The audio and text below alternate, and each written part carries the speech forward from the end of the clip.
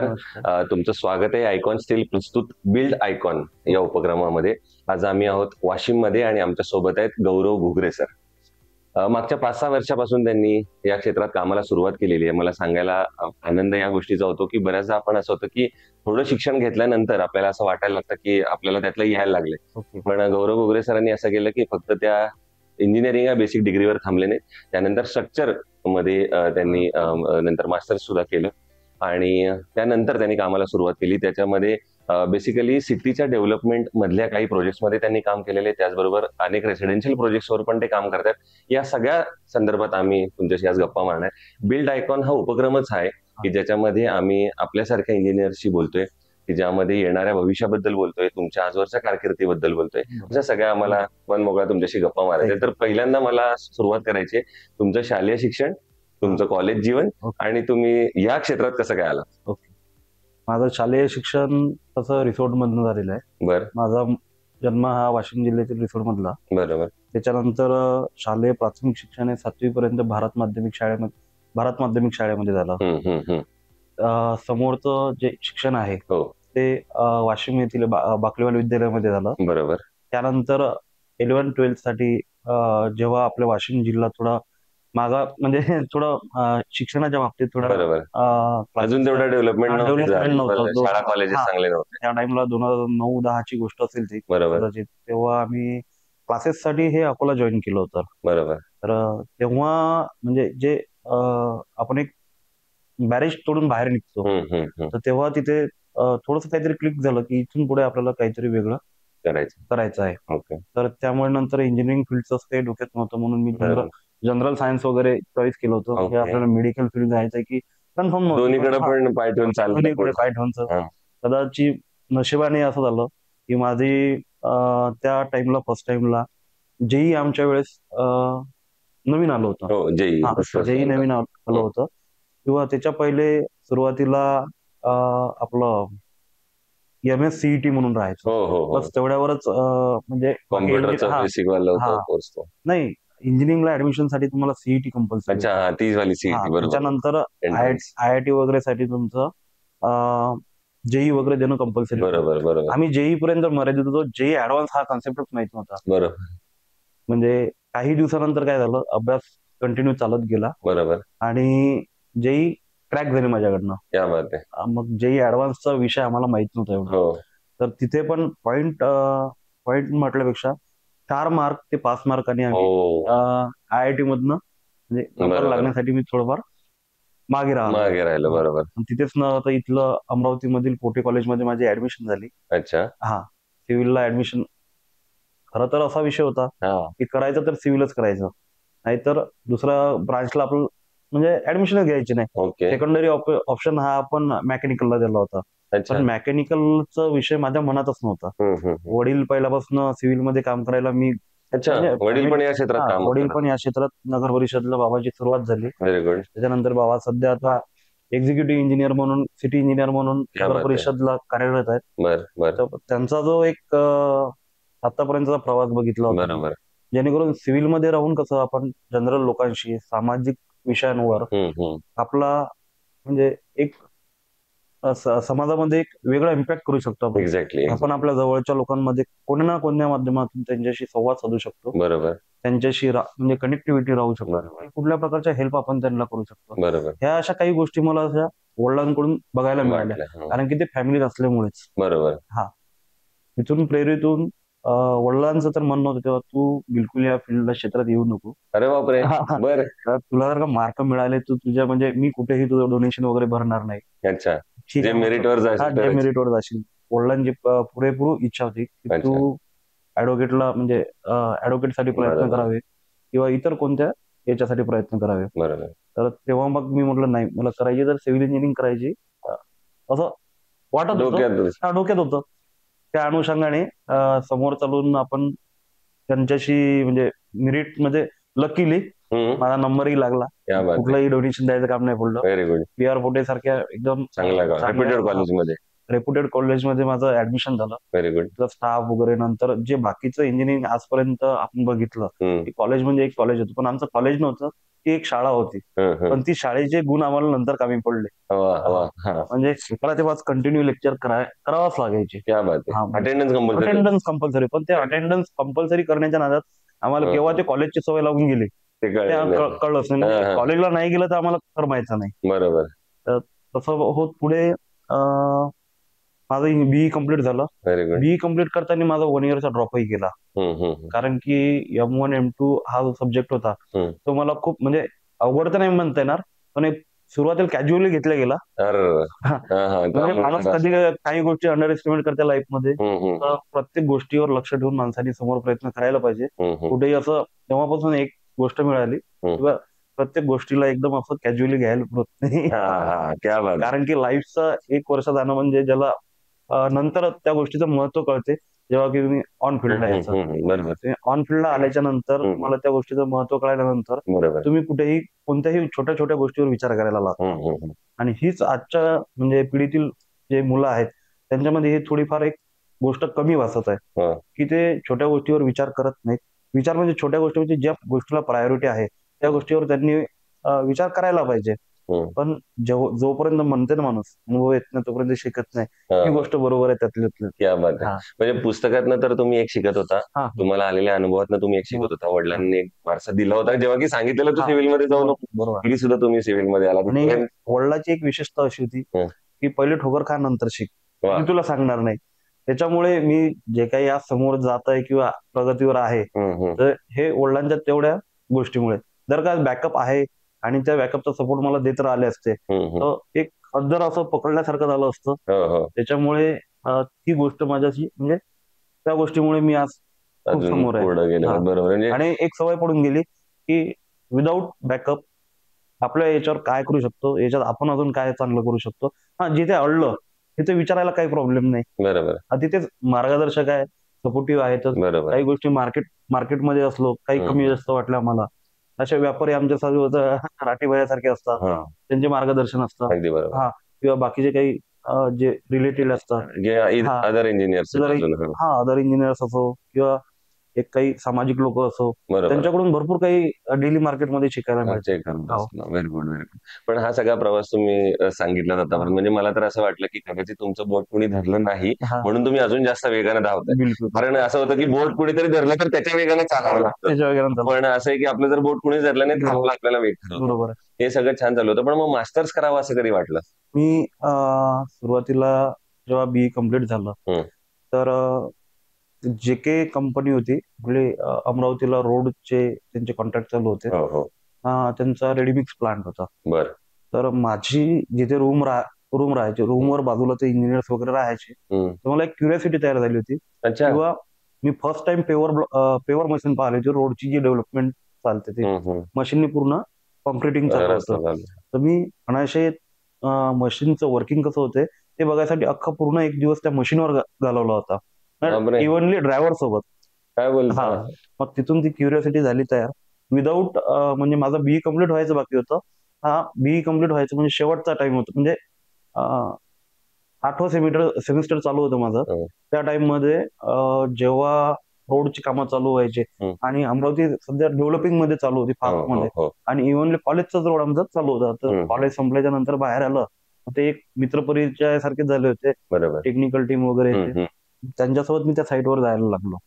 आणि जेव्हा रात्रीची कास्टिंग चालायची तर मी रात्री पण 2-3 वाजेपर्यंत त्यांच्यासोबत त्यांच्या कास्टिंगवर विदाऊट पेमेंट किंवा असं काही हे नव्हतं तिथे. क्युरियोसिटी हे होते, हे शिकायचं आहे, हे होते कसं. त्या माध्यमातून मी 6 महिने तसे म्हणजे माझे पेपर होईपर्यंत तिथे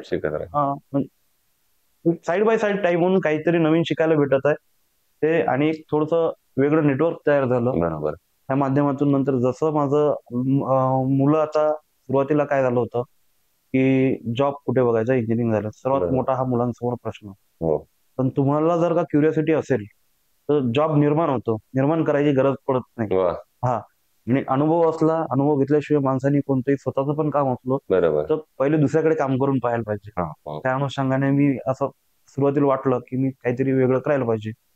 तर MGP प्रोजेक्ट होता 60 CRचा, तो सनराईज कन्स्ट्रक्शन कंपनी नाशिक यांनी घेतला होता आणि तो आणायचे त्यांच्याकडे काम आला होता प्रोजेक्ट अमरावतीचा, अंडरग्राऊंड ड्रेनेज सिस्टमचा. तर त्यामध्ये मी इंटरव्ह्यू वगैरे दिला.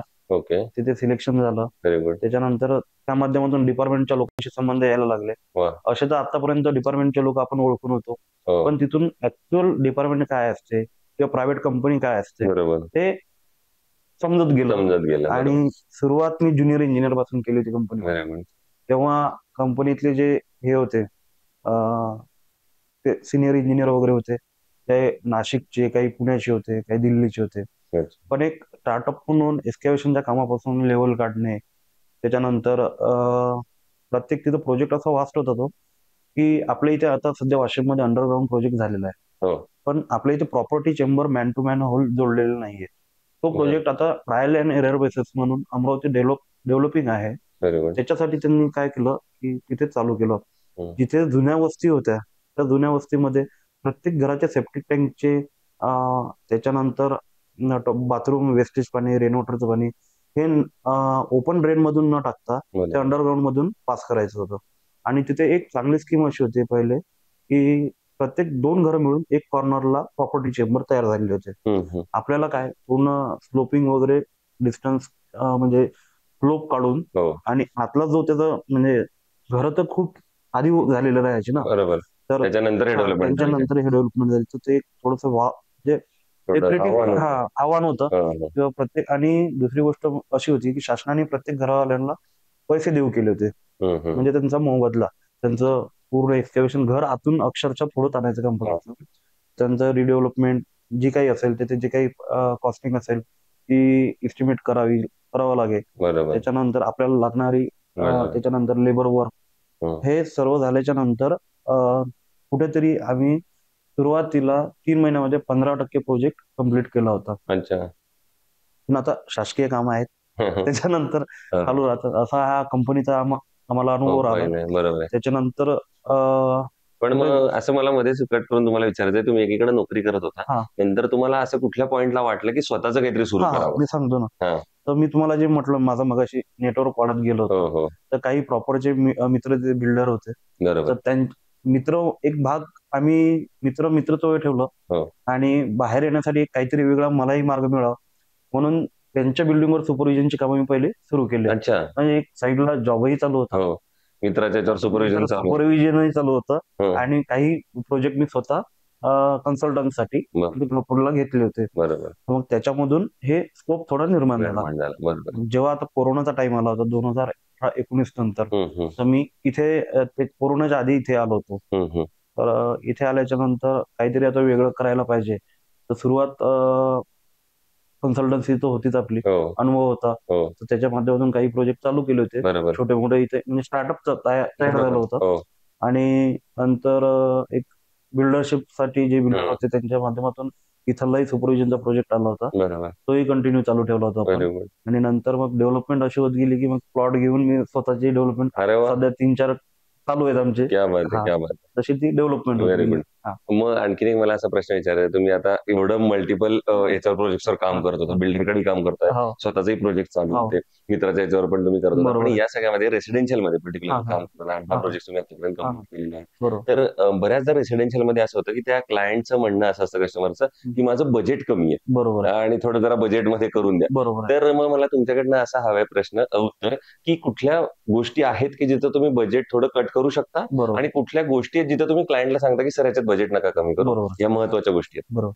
आता प्रामुख्याने काय असते, घर बांधायचं म्हटल्यानंतर प्रत्येक व्यक्तीचं एक घर म्हणजे स्वप्न असते. आता त्या स्वप्नामध्ये आपण बजेट आणि जे त्यांची रिक्वायरमेंट असते त्या दोघांची सांगड घालूनच आपण त्यांच्या घराचा म्हणजे पूर्णत्वास प्रयत्न करतो. पण त्यामध्ये कधी कधी काही गोष्टी अशा असतात की मार्केटमध्ये त्यांना प्रत्येक व्यक्ती हा घर बांधताना फर्स्ट टाइम असतो किंवा फर्स्ट टाइमच असतो, त्याला अनुभव नसतो, त्याला नेहमी वाटतं की माझं घर एकदम छान व्हायला पाहिजे, त्याच्यानंतर माझ्या म्हणजे रिक्वायरमेंट जे आहेत ते पुरेपूर कम्प्लीट व्हायला पाहिजे आणि माझं एक घर म्हणजे कसं असते की तो आयुष्यातली पूर्ण पुंजी त्यामध्ये घरामध्ये लावलेली असते. त्याच्यामुळे जेव्हा कोणताही कस्टमर असो किंवा क्लायंट असो, जेव्हा ते आमच्याकडे प्लॅनिंग साठी येतात तर त्यांच्या 100 पैकी 100 गोष्टी तर होत नाहीत, पण 99% गोष्टी पूर्ण करायला आम्ही त्यांचा प्रयत्न करतो. जसं की आता काही लोक म्हणतात माझा प्लॉट समजा 1,500 स्क्वेअर फीट आहे, मला 1,500 ते 1,500 वर पूर्ण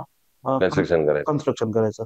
आमचा त्यांना सल्ला असतो, तुम्ही ग्राउंड फ्लोअरला 1,500 वर 1,500 कन्स्ट्रक्शन नका करू. तुम्ही खाली पार्किंग स्पेस सोडा.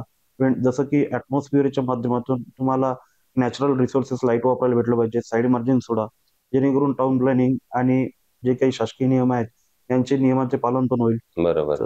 त्या माध्यमातून आणि दुसरी गोष्ट काय होते, खालचा बिल्टअप एरिया कमी होतो. बिल्टअप एरिया कमी झाला, ऑटोमॅटिकली एक्सकॅव्हेशन तुमचं कमी झालं, कॉन्क्रिटिंग कमी झाले, पिल्लर कमी झाले, त्याच्यामुळं स्टीलही कमी झालं. प्लस पॉईंट होते आणि अप्रॉक्सिमेटली कॉस्टिंग 25% तिथेच. पण लोकांचा हा जो काही भ्रम आहे की मी माझी प्लॉटची जागा का बरं सोडू, पण ते जेव्हा आजूबाजूला व्हेंटिलेशन आणि प्रशस्तित घर म्हणजे बांधतात, त्याच्यानंतर जे राहायला जातात त्यानंतर त्यांना त्या घराचा अनुभव येतो की नाही, यांनी सांगितलं होतं आम्हाला सरांनी, ते बरोबर होतं त्या टाइमला. मला सुरुवातीला का या म्हणजे बाबतीत इथे वाशिममध्ये पण या गोष्टीसाठी म्हणजे लोकांना कन्व्हिन्स करण्यासाठी थोडं त्रास गेला होता. कारण की तुम्ही साईड मार्जिन सोडा.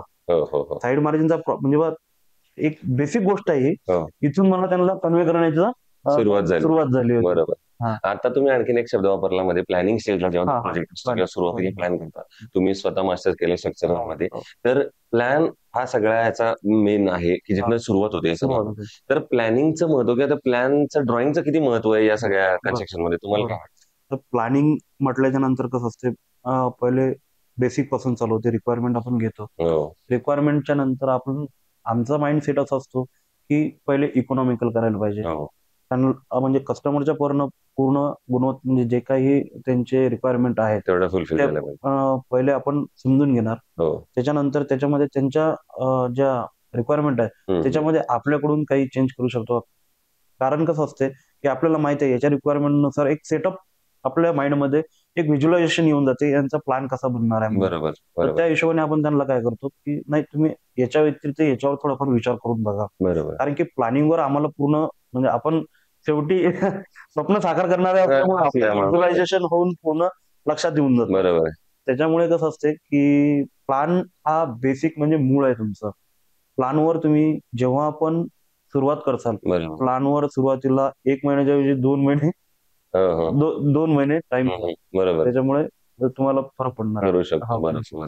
दुसरा आणखीन एक प्रश्न विचारायचा आहे, तुम्ही स्वतः तुम्हाला ह्याच्यासाठी हा प्रश्न विचारते कारण तुम्ही मास्टर्स सुद्धा केलेलं आहे, आताच्या क्षेत्रात कामाला लागलेला, तर आणि यंग पण ऑफकोर्स, तर टेक्नॉलॉजीचा किती सपोर्ट ह्याच्यामध्ये होतो आणि आता नवीन टेक्नॉलॉजी काही बदलते का? म्हणजे AI असेल किंवा काही नवीन त्याच्यात येतंय डिझायनिंगच्या दृष्टीने, तर असे काही ऍप्स आहेत किंवा असं काही वापरताय तुम्ही? सध्या आता नवीन टेक्नॉलॉजीमध्ये AI टेक्नॉलॉजी सुरू झालेली आहे. बरोबर. AI मध्ये सध्या प्लॅनिंगचे भरपूर सॉफ्टवेअर मार्केटला अवेलेबल आहे. बरोबर. परंतु कसं आहे की सध्या त्याचा फार इम्पॅक्ट आहे, इम्पॅक्ट पडणार आहे. त्याचा एक ड्रॉबॅक असा येऊ राहिला थोडा, जी काही रिक्वायरमेंट आपली असते त्यानुसार आपण त्याच्यामध्ये फिलअप करून त्याचे रिझल्ट घेतो. बरोबर. रिझल्ट अपग्रेडेशन होणार आहे हे 100% आहे, पण जे रिझल्ट येत आहेत आपण ऍक्च्युअल मध्ये जे प्लॉट साईज आहे किंवा ऍक्च्युअल मध्ये जे बनणार आहे त्याच्यामध्ये आणि ऍक्च्युअल म्हणजे AI च्या रिझल्ट मध्ये थोडेफार फरक आहेत.